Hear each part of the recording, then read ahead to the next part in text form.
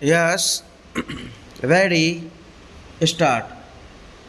I am honored to be associated with this ceremony to lay the foundation stone of Jawaharlal Nehru Bhavan. This building, I believe, will become another landmark in these historic and beautiful environs. It is benefiting and natural that we name the building that will house our foreign office after Pandit Jawaharlal Nehru. With his immense pride in India's great heritage and abiding faith in our country's capacity to march forth to a bright future, Panditji came to symbolize the hopes and aspirations of a free India in a brave new world. He was truly the architect of modern India and laid the foundation of a democratic, secular, and pluralistic polity. The institutional and policy foundations laid by him have come to underpin India's rapid ascent on the global political and economic sense. Panditji dreamed big for India and worked tirelessly to realize those dreams.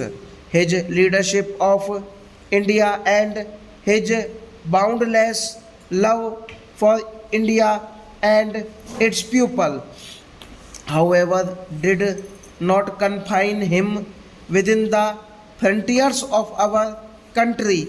His gigantic personality and the breadth of his vision had a far bigger canvas.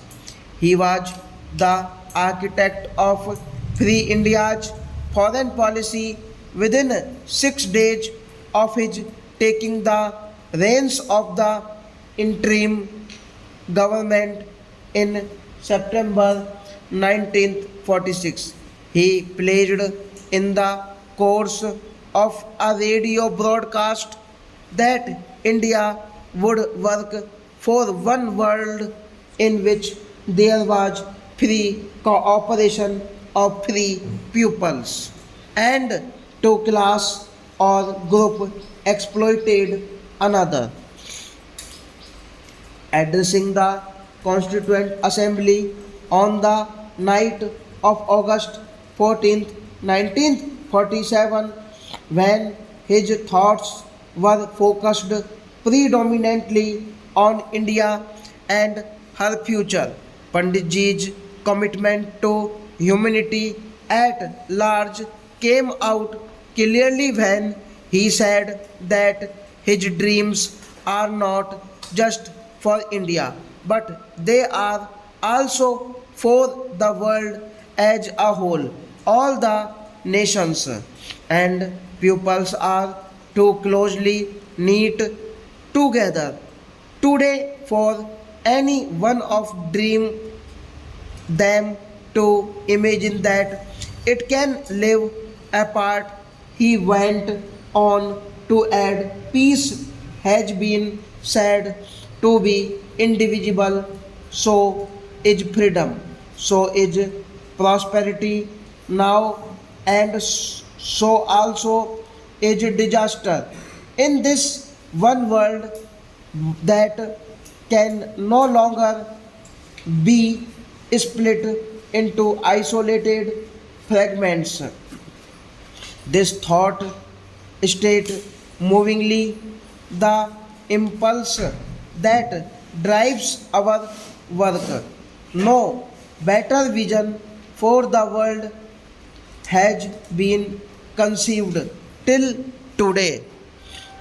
Panditji's great quality was that his idealism and vision were rooted in the hard and often harsh reality of an unequal world. He recognized the new democratic India along with all the great leaders of our freedom struggle. Panditji also saw an intrinsic link between our foreign policy and the economic aspirations of our people. A free India had to also be a prosperous India.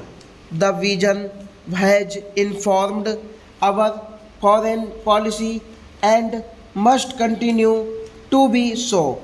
Every democratically elected government has to be mindful of the well being of its people. The foreign policy we pursue abroad must reflect our national priorities and concerns. There cannot be a disconnect between democratic capabilities, national aspirations, and external policies. Our foreign policy must help create an international environment conducive to India's rapid social and economic development. Our civilization has had a message for the world that informs our foreign policy vision. That has been a message of unity in diversity of pluralism, inclusiveness, and secularism. The India of Vasudevaya Kutumbakam, the whole world is one family, a policy that combines these universal values with national interest is what Panditji visualized and shaped. For it was our national interest to seek space in the world to facilitate our development. But our nationalism was not based on narrow chauvinism or aggressive militarism. At the time of our independence, the world had just rid itself of one thought of such negative nationalism when it defeated fascism. Our nationalism was elevated by larger universal principles as well as an abiding commitment to the well being of our people.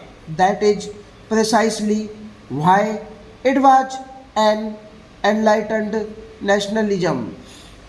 Similarly, Panditji's idea of non alignment was also based on the principle that we were not aligned with anyone against anyone but only with our values and national interest.